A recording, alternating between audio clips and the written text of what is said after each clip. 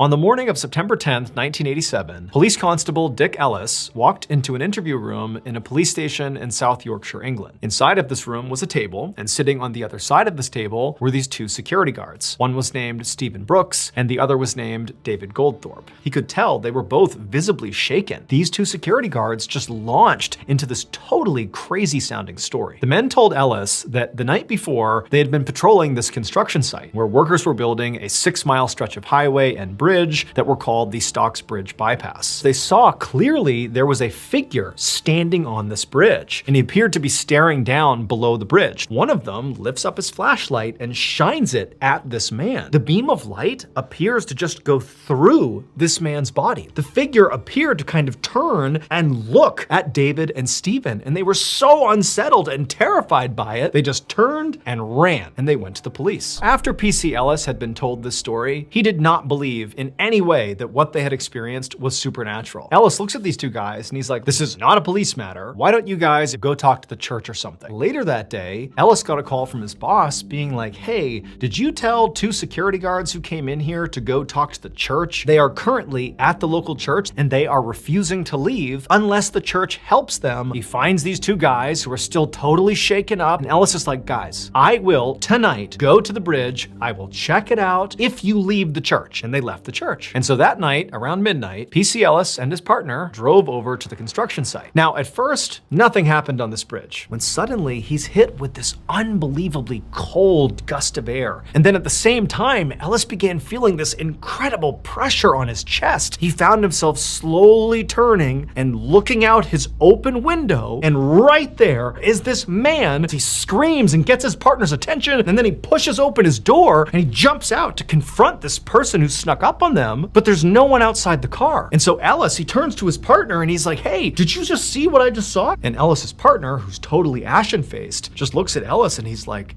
"Yeah." And he would tell Ellis that at some point he had turned and seen the guy standing there, and the guy, he was wearing this old coat, crouched down just enough that he was looking in the car, but the guy, he had no face. Ultimately, Ellis and his partner would file a report, but they would simply describe it as inexplicable phenomenon. Shortly after filing that report, the construction was finished. Right away, people started dying on that bridge. In tandem with all the fatal accidents were all the independently reported sightings of this dark figure standing on the bridge that had no face. The leading theory is that the construction of this bridge and the highway disturbed a gravesite. The two security guards both quit their jobs. As for Ellis and his partner, they've never found a reasonable explanation for what they saw.